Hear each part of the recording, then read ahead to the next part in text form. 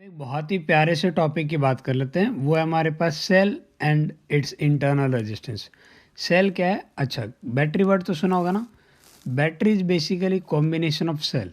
ठीक है, तो सेल से मिलने से हमारी बैटरी बनती है। तो पहले सेल को समझ लेते हैं, सेल क्या चीज़ है। सेल यदि आप फिजिक्स लैब में देखते हो तो आपको एक सिलेंड्रिकल शेप में कंटेनर मिलेगा और उस कंटेनर के अंदर एक लिक्विड फिल होता है और दो ऐसे गंदी सी शेप में रोड दिखाई देगी। ठीक है, उन दोनों से आपका वायर का कनेक्शन होता है। आप इनको कहीं भी कनेक्ट कर सकते हो। ठीक है, एक पे हम पॉजिटिव टर्मिनल बोलते हैं, दूसरे को नेगेटिव। ठीक है, और ये जो पॉजिटिव वाला है वो हमारे पास कैथोड है और जो नेगेटिव वाला है वो हमारे पास एनोड है। तो इस तरीके से दो टर्मिनल होते हैं सेल में। सेल को यदि मैं सिंपल लैंग्वेज में बोलूँगा तो सबसे पहले तो ये जो सेल है इट प्रोवाइड एनर्जी। सेल हमारे पास एनर्जी प्रोवाइड करेगा, provide energy through chemical reaction, through chemical reaction. ये जो मैंने बीच में लिक्विड बताया ना, यहाँ पे रिएक्शन होगी और इस रिएक्शन के थ्रू ये वाला जो स्ट्रक्चर है जिसे मैं सेल बोल रहा हूँ, ये कहीं ना कहीं एनर्जी सप्लाई करेगा। और किस फॉर्मेट में करेगा? इलेक्ट्रिक करंट की फॉर्म में आप बोल सकते हो। तो एक इलेक्ट्रिक एनर्जी सप्लाई करेगा। ये दोनों टर्मिनल हम कहीं भी कनेक्ट करते हैं तो जैसे लूप क्लोज बनेगा ये आपके पास एनर्जी फ्लो करवाएगा। ठीक है, अब हम इसकी और डिटेल में नहीं जा रहे कि ऐसे अंदर कैसे काम करता है कैसे नहीं करता है। यहाँ जो टर्म्स यूज होती है हम उन पे सीधे आ जाते हैं। एक यहाँ पे बात होती है ईएमएफ की बात करते हैं। किसकी बात कर रहे होते हैं अपन? ईएमएफ की, इलेक्ट्रोमोटिव फोर्स। वो बेसिकली ये जो दो टर्मिनल है एनोड और कैथोड, इनके बीच का पोटेंशियल डिफरेंस होगा। क्या होगा? Potential difference. पोटेंशियल डिफरेंस कब पोटेंशियल डिफरेंस की बात कर रहा हूँ? जब ये डिसकनेक्टेड है, व्हेन सेल इज डिसकनेक्टेड। ठीक है, कहीं कनेक्टेड नहीं है उस मोमेंट पे इन दोनों के बीच का जो पोटेंशियल डिफरेंस होगा वही हमारे पास ईएमएफ होगा। या फिर आप इसे ऐसा समझिए कि ईएमएफ बेसिकली वो फैक्टर है जो इस बात के लिए रिस्पॉन्सिबल है कि जब भी मौका मिलेगा ये करंट फ्लो करवाएगा। ये वो ड्राइविंग फोर्स है। ठीक है, और उसके मेन रीज़न अंदर आपके पास केमिकल रिएक्शन है। हम वो डिटेल में नहीं जाने वाले। अब जब यहाँ पे चार्ज का फ्लो होगा इस सेल के अंदर वाले स्ट्रक्चर के अंदर, यहाँ पे आयंस की फॉर्म में जब चार्ज का फ्लो होगा तो उस फ्लो का अपोज किया जाएगा और उस फ्लो का जो अपोज करने वाला फैक्टर है उसी को हम बोलते हैं इंटरनल रेजिस्टेंस। क्या बोलते हैं? Internal resistance. तो ये इंटरनल रेजिस्टेंस कहाँ से है ये बात समझ में आ गई? ठीक है, अब बात करते हैं सेल को सिंबॉलिकली लिखते कैसे, रिप्रेजेंट कैसे करते हैं। तो सेल को रिप्रेजेंट करने के लिए एक बड़ा टर्मिनल और एक छोटी लाइन और एक बड़ी लाइन इस तरीके से लिख देते हैं। यदि ऐसा बनाया हुआ है तो हम इसे बोलते हैं आइडियल सेल, क्योंकि इसका मैंने इंटरनल रेजिस्टेंस नहीं दिखा है, ईएमएफ यहाँ दिखा देते हैं। ई ये आप पास पॉजिटिव वाला टर्मिनल है, ये नेगेटिव वाला टर्मिनल है। ठीक है, और ये इलेक्ट्रोमोटिव फोर्स ईएमएफ। ठीक है, तो यहाँ अब अपन बात करेंगे रेजिस्टेंस की। ठीक है, तो एक सीरीज में आइडियल नहीं है तो एक रेजिस्टेंस जो इसका इंटरनल रेजिस्टेंस है वो सीरीज में अपन दिखाएंगे इस तरीके से, स्मॉल आर। तो ये हमारे पास सिंबल रहेगा कहीं ना कहीं सेल का। यहाँ तक स्टोरी में कोई दिक्कत नहीं ना? ई क्या है ये पता लग गया, स्मॉल आर क्या है ये पता लग गया, ये सिंबल है। अच्छा, सिंबल का थोड़ा सिग्निफिकेंस भी समझ लो। सपोज कहीं ऐसा लिखा मिले आपको, ऐसा लिखा हो कि ये एक टर्मिनल है, ये एक बड़ा सा टर्मिनल दिख रहा है आपको, एक छोटा, और यहाँ लिखा है 10 वोल्ट। तो इसका क्या मतलब रहेगा? क्या इसका मतलब यहाँ का पोटेंशियल मुझे पता है या यहाँ का पता है? नहीं, इसका सिंपल सा ये मतलब है, ये जो छोटी वाली लाइन दिख रही है ये लोअर पोटेंशियल पे होगी और जो बड़ी वाली लाइन है वो हायर पोटेंशियल पे होगी। और दोनों के बीच का डिफरेंस 10 होगा। अब वो आप पे डिपेंड करता है, या क्वेश्चन में कहीं कुछ गिवन हो तो बात अलग है, अदरवाइज आप कुछ भी मान सकते हो। इसकी इन्फॉर्मेशन का इतना ही मतलब है that A is at higher potential with respect to B by 10 volt, that's it. यदि आप यहाँ का 0 मानोगे तो यहाँ का 10 हो जाएगा, किसी ने यहाँ का 5 माना तो यहाँ 15 हो जाएगा, -5 माना तो +5 हो जाएगा। इस तरीके की सिचुएशन रहेगी। यहाँ तक कोई दिक्कत नहीं है ना। अब आगे बढ़ते हैं कि सेल के कनेक्शन पे, क्योंकि कनेक्शन के बेसिस पे, क्योंकि यहाँ एक और वर्ड यूज़ होगा, वो है टर्मिनल पोटेंशियल। क्या यूज होने वाला है? वो है टर्मिनल पोटेंशियल, बराबर है। तो हम टर्मिनल पोटेंशियल की बात करेंगे। टर्मिनल पोटेंशियल बेसिकली ए और बी के बीच के पोटेंशियल डिफरेंस की बात करेंगे। मैं अलग अलग सिचुएशन डिस्कस करता हूँ। पहली सिचुएशन डिस्कस करता हूँ डिस्चार्जिंग ऑफ बैटरी या डिस्चार्जिंग ऑफ सेल। जब हमारे पास सेल डिस्चार्ज होगा तब का नज़ारा कैसा रहेगा। इस तरीके से यदि आपके पास गिवन है, देखिए आराम से देखिएगा, ठीक है। ये एक सेल है और ये मैंने इंटरनल रेजिस्टेंस दिखाया है, ये ईएमएफ है। करंट यदि इस तरीके से फ्लो हो रही है, देख किधर से जा रही है, ये जो पॉजिटिव वाला टर्मिनल है वहाँ से बाहर निकल रही है। इस सिचुएशन में बोलते हैं कि हमारी जो बैटरी है वो डिस्चार्ज हो रही है। बैटरी क्या हो रही है? डिस्चार्ज हो रही है। जब बैटरी डिस्चार्ज होगी तब अपन डिफरेंस की बात करेंगे। सेल के ऊपर का तो आपको पता लग गया भाई, ये लोअर ये हायर, और जो इंटरनल रेजिस्टेंस है यहाँ का डिफरेंस ओम्स लॉ से लिख सकते हैं, V is equal to I R से। करंट की डायरेक्शन है तो ये हायर ये लोअर, ठीक है। अब ए और बी के बीच का पोटेंशियल डिफरेंस वो आप देख के सीधे लिख सकते हो, V A minus V B. क्या इसको मैं ऐसा लिख दूँ, ई माइनस आई आर, चलेगा? यदि किसी को समझ में नहीं आया कि ये कैसे लिख दिया, कोई बात नहीं। आप यहाँ का देखिए, बी का पोटेंशियल यदि मैं बोलता हूँ यहाँ का पोटेंशियल वी बी है तो यहाँ का वी बी है, और आप लोअर टू हायर जा रहे हो तो पोटेंशियल कम होगा, तो इसका पोटेंशियल निकालने के लिए मैं डिफरेंस को सब्ट्रैक्ट करूँगा। बहुत बढ़िया, तो यहाँ पहुँच गया। इसके बाद में आप आगे पोटेंशियल बढ़ रहा है, कितना बढ़ रहा है?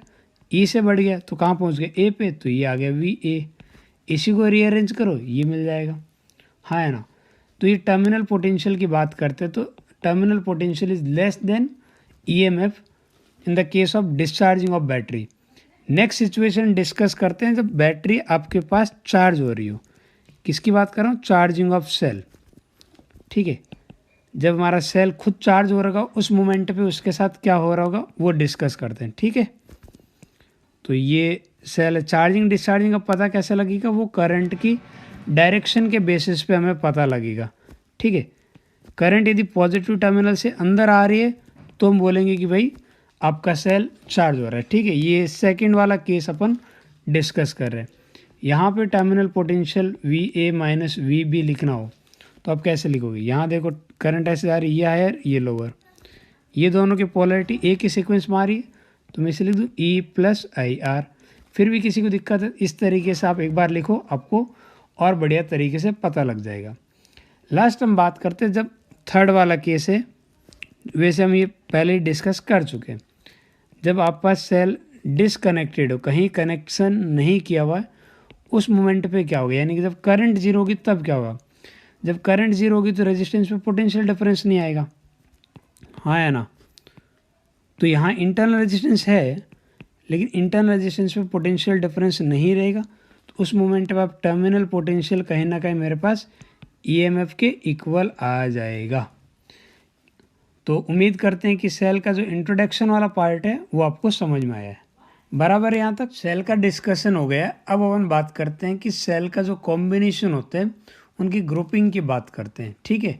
यानी कि मोर देन वन सेल यदि कनेक्टेड है तो यदि हम चाहते हैं कि उन सब का जो रिजल्ट एंड ये जो कंबाइन इफेक्ट क्या बनता है उनकी बातें करते हैं। जैसे यहाँ पे 3 सेल मैंने इस तरीके से एक सीक्वेंस में अरेंज किए। ये जो पर्टिकुलर सीक्वेंस है this is called series sequence, क्योंकि यहाँ पे जो भी एक करंट फ्लो की सारे सेल में वही इक्वल करंट फ्लो होने वाली है, ठीक है।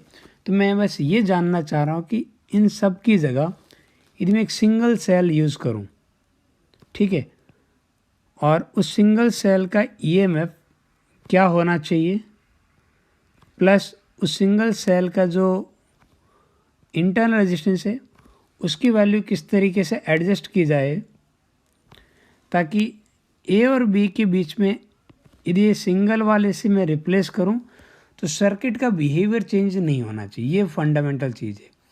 अच्छा, सर्किट का बिहेवियर चेंज नहीं होगा, उसके लिए मैं चेक कर लेता हूँ ना।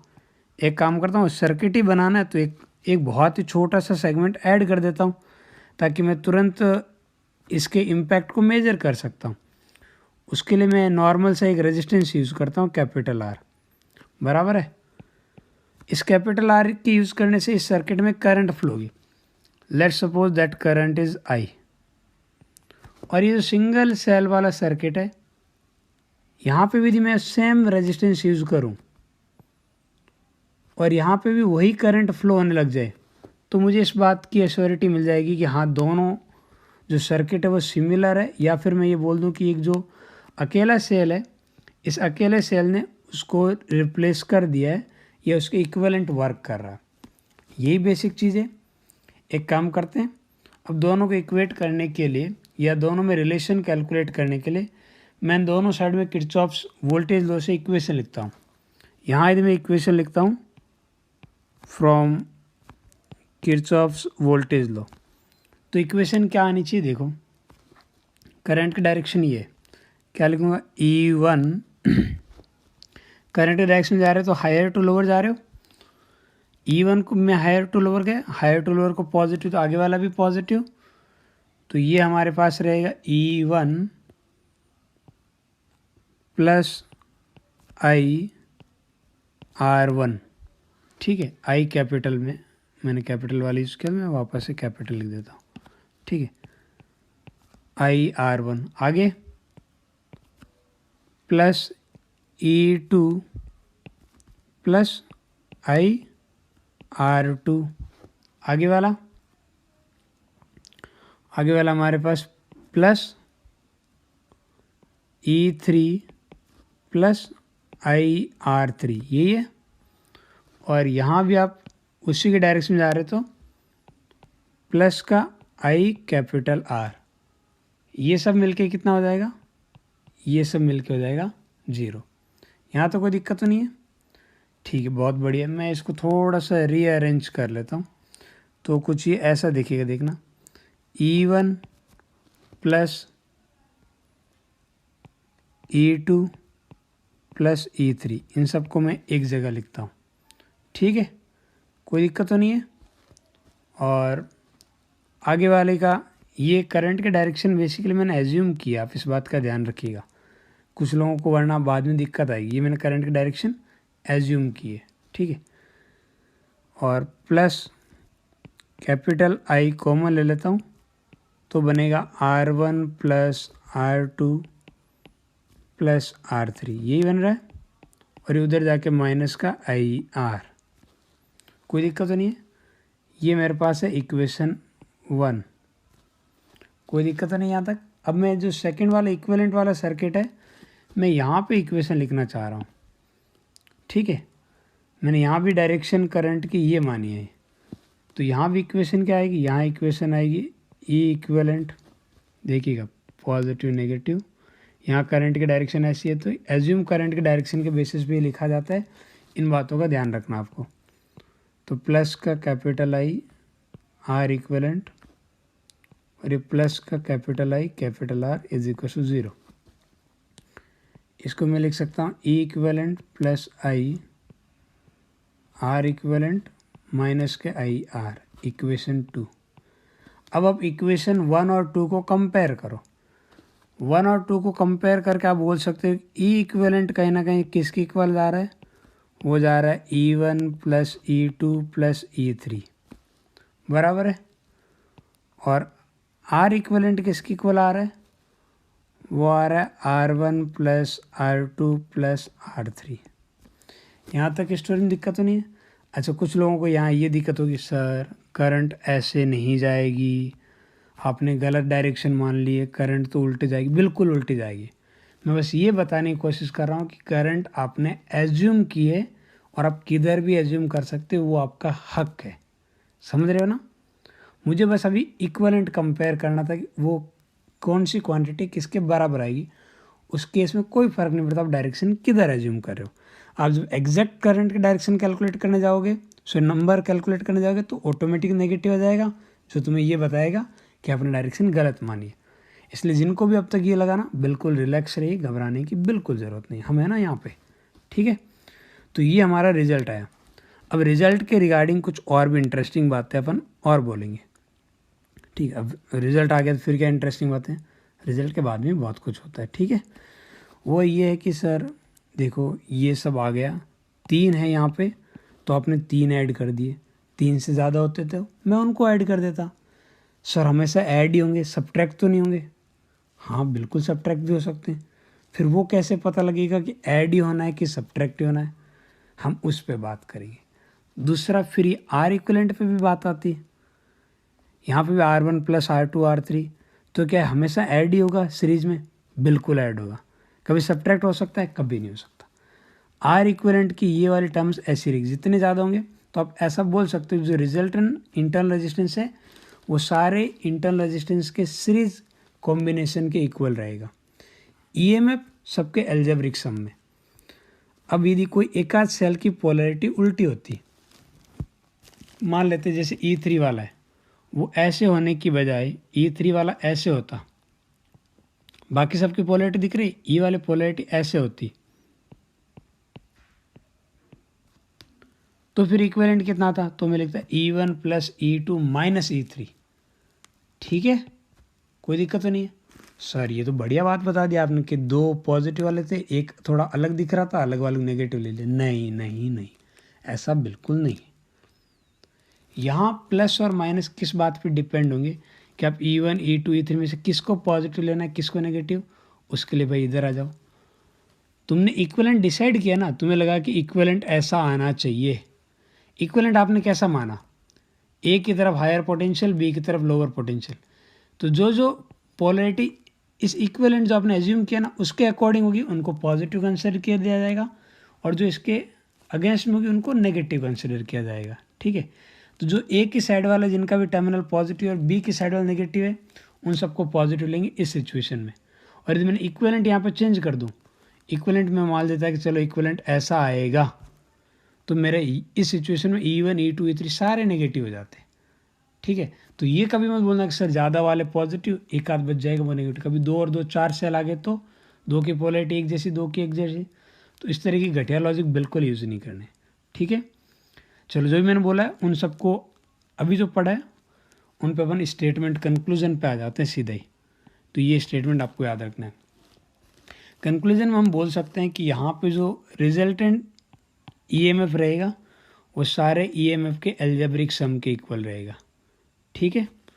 दूसरा बोल सकते हैं जो इंटरनल रेजिस्टेंस है वो बेसिकली सीरीज कॉम्बिनेशन बाकी सारे इंटरनल रेजिस्टेंस का होगा, उसके इक्वल रहेगा। अब साइन कन्वेंशन की बात है, if the polarity of cell is as polarity of assume cell, यानी कि जो इक्विवेलेंट वाले की जो आपने माना है ना उसकी पोलैरिटी के अकॉर्डिंग है तो हम उसे पॉजिटिव कंसिडर करेंगे, अदरवाइज नेगेटिव। उम्मीद करता हूँ कि ये छोटा सा टॉपिक आपको बहुत अच्छे से समझ में आया है ना, बहुत। अब हम बात कर लेते हैं grouping of cells in parallel.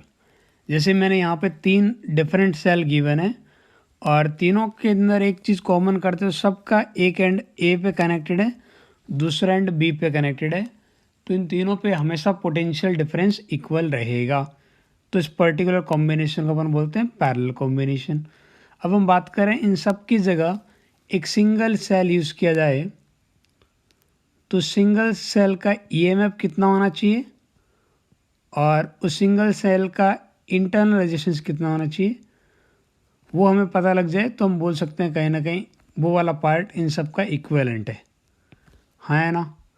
और इक्विवेलेंट का फंडा हमेशा से यही रहा है कि भाई इस पूरे की जगह ये कि सिंगल वाला सेल यूज़ किया जाए या जो भी सिंगल क्वांटिटी में यूज़ किया जाए और इफ़ेक्ट वही का वही आ जाए तो हम बोल देते हैं कि ये सिंगल वाली चीज़ उस पूरे के इक्विवेलेंट है, हाँ है ना। तो यहाँ पे इफ़ेक्ट देखने के लिए दोनों एक जैसे है या नहीं है, हम एक क्लोज सर्किट लेते हैं जिसे चीज़ें जल्दी समझ आए। तो अगेन यहाँ पे आपको बैटरी लेने की ज़रूरत है नहीं, ऑलरेडी कर एनर्जी सोर्स तो ही है, तो मैं एक नॉर्मल रेजिस्टेंस यूज़ कर लेता हूँ, उससे भी हमारा काम चल जाएगा। ठीक है।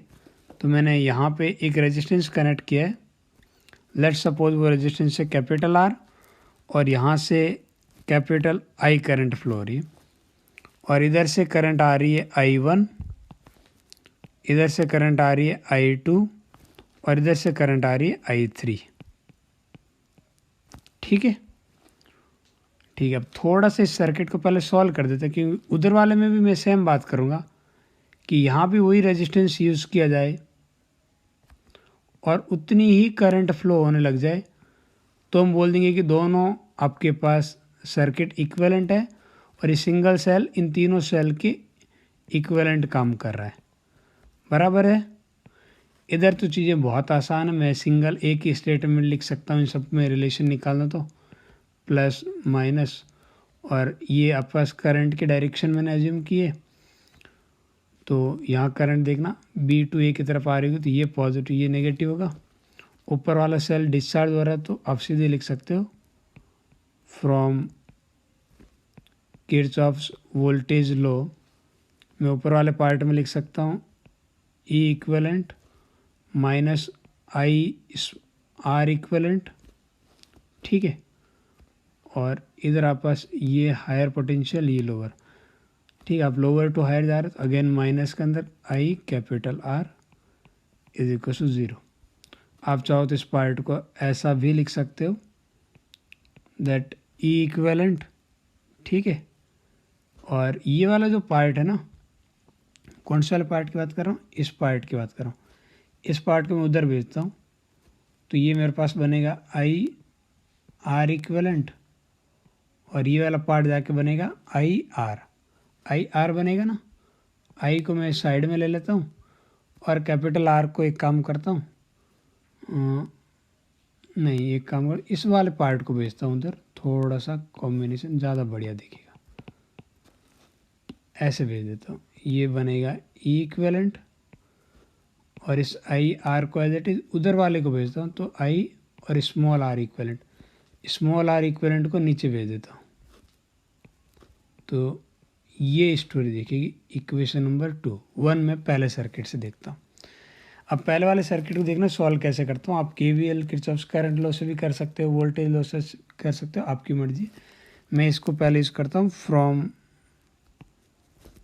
किरचॉफ्स करंट लॉ इस एज नोड पे लगाओगे तो आप सिंपल बोल सकते हो कि जो आने वाली करंट है I1 plus I2 plus I3 ये किसकी इक्वल होनी चाहिए, जाने वाली करंट के। ठीक है, और किरचॉफ्स वोल्टेज लॉ के अंदर आपको पता है कि सॉरी करंट लॉ के अंदर जंक्शन का पोटेंशियल हमें एज्यूम करना पड़ता है। मान लेते हैं कि बी का पोटेंशियल 0 है, ए का पोटेंशियल x है। जैसे ही मैंने ए का पोटेंशियल एज्यूम किया तुरंत बोल सकता हूँ यहाँ का पोटेंशियल कितना होगा, यहाँ का x है तो x से E3 कम होगा तो यहाँ का पोटेंशियल आएगा x माइनस E3। सिमिलरली इस पॉइंट का कितना रहेगा, इस पॉइंट का रहेगा x माइनस E2, इस पॉइंट का x माइनस E1। बढ़िया है। तो R1 R2 R3 तीनों के ऊपर मेरे पास पोटेंशियल डिफरेंस दिख रहा है। तो करंट I1 को क्या लिखूँगा, देखना करंट की डायरेक्शन ऐसे एज्यूम की हुई है I1, ध्यान रखना। तो करंट 0 वाला हायर पोटेंशियल पर रहेगा और x माइनस E1 लोअर पर रहेगा। Higher potential minus lower potential divide by resistance. तो ये ऐसा लिखा होगा 0 minus x minus E1 divide by R1। ये E1 की वैल्यू I1 की वैल्यू आएगी 0 minus x minus E2 divide by small r2। ये आप पास I2 की वैल्यू है 0 minus x minus E3 divide by R3। ये I3 की वैल्यू है, ये I की इक्वल। थोड़ा सा इसको रीअरेंज करते हैं ताकि एकदम बढ़िया सुंदर सा दिखे। तो इस ब्रैकेट को ओपन करोगे तो आप पास ऐसा आएगा E1 upon R1 plus E2 upon R2 plus E3 upon R3।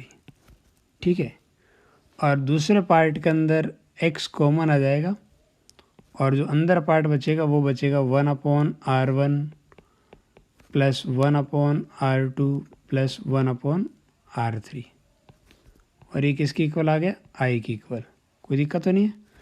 थोड़ा एक्स पे ध्यान दीजिए भाई, यहाँ का पोटेंशियल एक्स है, यहाँ का पोटेंशियल 0 है, तो इस आर के ऊपर मैं लिख सकता हूँ कि पोटेंशियल डिफरेंस कितना है, वो है x माइनस 0। किसकी इक्वल आएगा, आई आर के। तो x की जगह मैं आई आर लिख दूंगा तो बुरा नहीं मानोगे।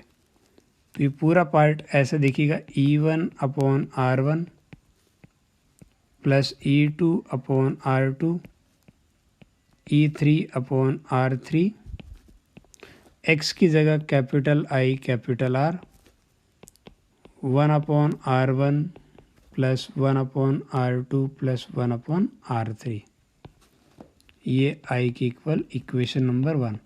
अब 1 और 2 को आराम से कंपेयर कर दो भाई। देखना ये वाला पार्ट आपके पास आई आर, इधर वाला पार्ट भी ये आई आर, इधर वाला पार्ट आई, इधर वाला पार्ट आई। अब आप बाकी पार्ट कंपेयर कीजिए तो आप बोलोगे जो ई इक्विवेलेंट वाली बात आएगी तो वो आ रहा है E equivalent divide by small R equivalent. ये किसकी इक्वल आ रहा है, E1/R1 plus E2/R2 plus E3/R3। कोई दिक्कत तो नहीं है। सिमिलरली 1/R इक्विवेलेंट, ये किसकी इक्वल आ रहा है, 1/R1 plus 1/R2 plus 1/R3। थोड़ा सा एक पार्ट फिर से सीधा मैं कंक्लूजन पे आता हूँ। तो कंक्लूजन में ये बोल सकता हूँ जो सिंगल रेजिस्टेंस होगा उसका इंटरनल रेजिस्टेंस सारे सेल के इंटरनल रेजिस्टेंस के पैरेलल कॉम्बिनेशन के इक्वल होगा। इस सेंटेंस में तो कोई दिक्कत नहीं है। और जो ईएमएफ है वो बेसिकली इस इक्वेशन से आएगा और यहाँ भी प्लस माइनस यूज़ करने का तरीका वही होगा, एज्यूम वाले के अकॉर्डिंग ही, कुछ भी नई चीज़ नहीं होगी। तो उम्मीद करता हूँ आपको जो सेल का सीरीज़ और पैरेलल कॉम्बिनेशन है वो आपको अच्छे से समझ में आया है। ठीक है, बहुत बढ़िया। सेल्स का सीरीज़ और पैरेलल कॉम्बिनेशन देख लिया है। अब एक प्रॉब्लम डिस्कस करते हैं जिससे हमें कॉन्सेप्ट और अच्छे से रिवाइज हो जाए। ठीक है, तो ये एक प्रॉब्लम है। यहाँ पूछा है कि जो 2 ओम वाला रेजिस्टेंस है यहाँ पे करंट कितनी फ्लो हो रही है।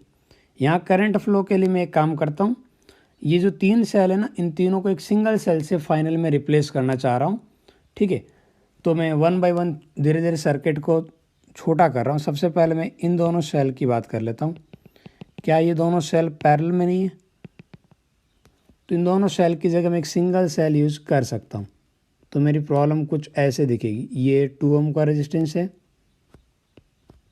यहाँ पे एक 1 ओम का रेजिस्टेंस है, पास में एक सेल है और नीचे वाला जो पार्ट है उस पूरे की जगह मैं एक इक्विवेलेंट सेल पे आ जाऊँगा। मान लेते हैं कि इस तरीके से कुछ इक्विवेलेंट आता है। आप इक्विवेलेंट कैसा भी मान सकते हो, कुछ गड़बड़ होगा तो नेगेटिव आ जाएगा, घबराने की बिल्कुल ज़रूरत नहीं।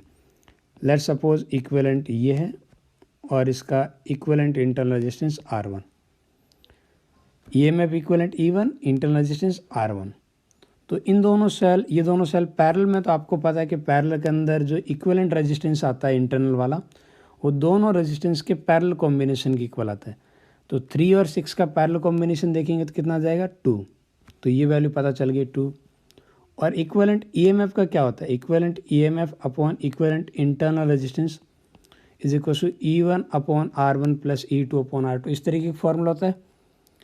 अच्छा, प्लस माइनस का मैंने बोला, मैंने देखो इधर के साइड में एक काम करते हैं, इधर के साइड में लिख देता हूँ AB, जल्दी समझ में आए, AB। मैंने ए की साइड में हायर पोटेंशियल माना है, बी की साइड में लोअर पोटेंशियल। तो पहले वाली बैटरी जो है ये है, इसका ए की साइड में हायर पोटेंशियल है, तो ये एज्यूम वाले के अकॉर्डिंग है, तो ये पॉजिटिव लिखूँगा। तो मैं लिखूँगा 15 divide by its internal resistance 3। ये वाला एज्यूम वाले के अपोजिट है तो माइनस लिखूँगा, तो माइनस का 12 डिवाइड बाई 6। ठीक है, 15 डिवाइड बाई 3, ये कितना आ गया 5।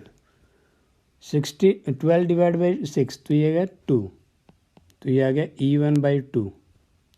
तो यहाँ से मैं क्या बोल सकता हूँ, E1 कितना आ जाएगा, ये आ जाएगा 3 × 2 6 वोल्ट। E1 पता चल गया मेरे पास 6 वोल्ट, कोई दिक्कत नहीं है। अब आगे की सिचुएशन देखते हैं। अब ये दोनों जो सेल है, क्या ये दोनों सीरीज में है? तो दोनों सेल की जगह मैं एक इक्विवेलेंट सेल लिख सकता हूँ, और इक्विवेलेंट सेल लिखूँगा तो सिचुएशन कुछ ऐसे दिखेगी। ये मेरे पास एक रेजिस्टेंस है और ये एक सेल है और ये इंटरनल रेजिस्टेंस है, ये 2 ओम। देखते रहिए। अब ये जो इक्विवेलेंट ईएमएफ और ये दोनों सीरीज में है तो इक्विवेलेंट इंटरनल रेजिस्टेंस क्या हो जाता है? दोनों के सीरीज कॉम्बिनेशन 1 और 2 का सीरीज कॉम्बिनेशन कितना हो जाता है? 3। तो ये लिख दिया 3। और ईएमएफ अलजेब्रिक सम के इक्वल होता है, बस प्लस माइनस का ध्यान रखना है, ठीक है। अब आप यहाँ मैं लिख देता हूँ सी लिख देता हूँ। अब ए और सी के बीच में दोनों कनेक्टेड है, दोनों का ए की साइड वाला टर्मिनल पॉजिटिव है, सी की साइड वाला नेगेटिव है या नहीं है?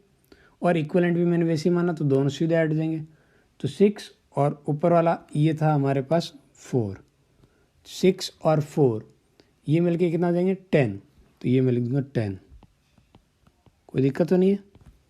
अब यहाँ देख लो 2 और 3 का सीरीज कॉम्बिनेशन 5, तो करंट आई कितनी आ जाएगी?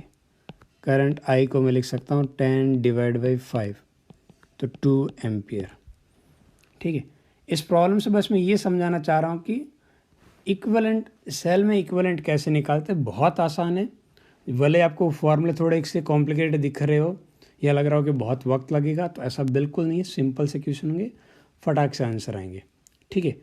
तो जैसे हमने केवीएल केसीएल यूज़ किया था ना सर्किट सॉल्व में, वैसे सेल का इक्विवेलेंट वाला कॉन्सेप्ट भी यूज़ हो सकता है आपके पास रेजिस्टेंस के अंदर करंट वगैरह कैलकुलेशन के लिए, ठीक है।